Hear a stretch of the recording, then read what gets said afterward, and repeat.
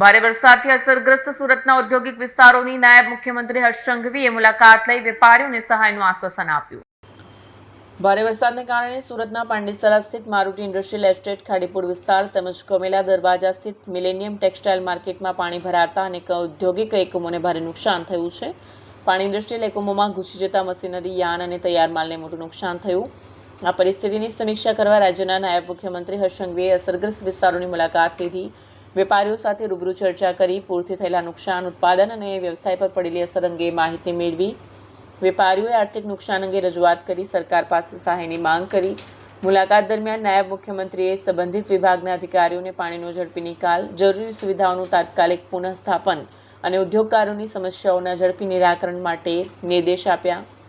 આ પ્રસંગે ધારાસભ્ય મનુ પટેલ, મેયર માયા માવાણી, જિલ્લા collector Tejas Parmar, police commissioner Wabang Zamir, મનપાના અધિકારીઓ, જનપ્રતિનિધિઓ તથા ઉદ્યોગકારો ઉપસ્થિત રહ્યા હતા।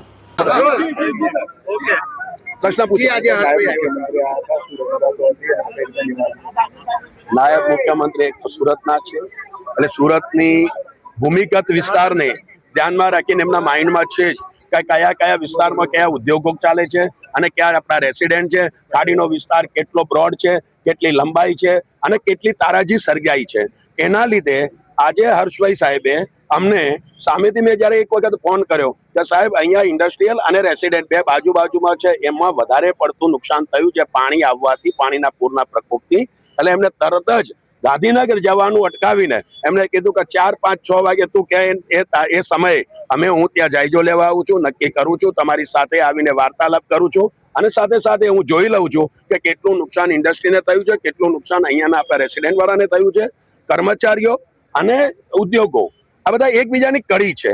સાહેબ, ઉદ્યોગોની અંદર બી જયારે નુકસાન જાય ત્યારે કર્મચારી બિચારો પાપડો અને બિચારો બની જાય છે। ઉદ્યોગો મજબૂત હશે તો અમારો કર્મચારી મજબૂત હશે અને એટલા જ માટે ઉદ્યોગો બી ચાલવા જોઈએ અને કર્મચારીનું ઘર બી ચાલવું જોઈએ, કર્મચારીનો રોટલો બી ચાલવો જોઈએ, એનો ચૂલો પણ ચાલવો જોઈએ, એના ઘરની અંદર સુખ, ચેન અને શાંતિથી એમનો પરિવાર રહી શકે એ દિશામાં અમે બધા કામ કરી રહ્યા છીએ।